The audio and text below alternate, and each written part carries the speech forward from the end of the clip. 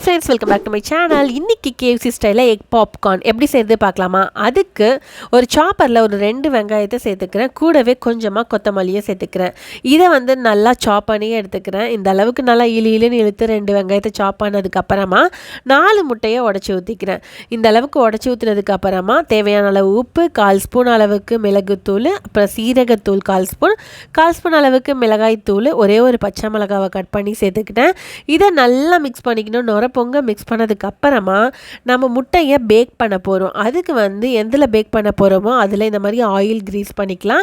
இப்போ எடுத்து வச்சுருக்க முட்டை மிக்ஸையும் இதில் ஆட் பண்ணிக்கலாம். இப்போ ஆட் பண்ணதுக்கப்புறமா ஒரு பேன் வச்சுட்டு அதில் இந்த அளவுக்கு தண்ணி ஊற்றிட்டு இதை நல்லா பாயில் ஆனதுக்கப்புறமா ஒரு ஸ்டாண்டோ இல்லை தட்டோ போட்டு இந்த முட்டையை அதுக்குள்ளே வச்சுட்டு ஒரு 10லேருந்து 15 நிமிஷம் வேக விட்டிங்கன்னா சூப்பராக வெந்து பண்ணது ஆறதுக்குள்ளே தனியாக ஒரு கிண்ணத்தில் ஒரு முட்டை, கொஞ்சமாக உப்பு, மிளகுத்தூள் போட்டு கொஞ்சமாக பால் சேர்த்து நல்லா மிக்ஸ் பண்ணிக்கலாம்.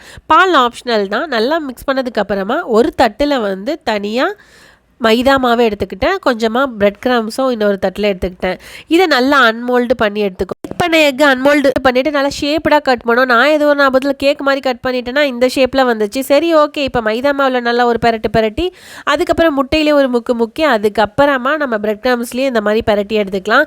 அதுக்கப்புறம் ஆயில் நல்லா சூடானதுக்கப்புறம் மீடியம் ஃப்ளேமில் வச்சு எல்லாத்தையும் போட்டு பொன்னிறமாக பொரிச்சு எடுக்கணும். ஆல்ரெடி உள்ள எல்லாமே நல்லா வெந்திருக்கும்.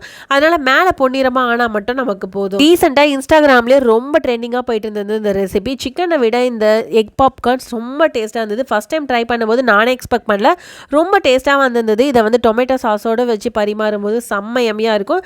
சாப்பாட்டுக்குமே வச்சு சாப்பிட்லாம். கண்டிப்பாக ட்ரை பண்ணிவிட்டு நம்ம சேனலை சப்ஸ்கிரைப் பண்ண மறந்துடாதீங்க. இந்த ரெசிபி பிடிச்சதுன்னா லைக் பண்ணுங்கள், மற்றவங்களுக்கும் ஷேர் பண்ணுங்கள். நம்ம சேனல் பெல் ஐக்கானே கிளிக் பண்ண மறந்துடாதீங்க. Happy cooking. தேங்க்யூ. பபாய்.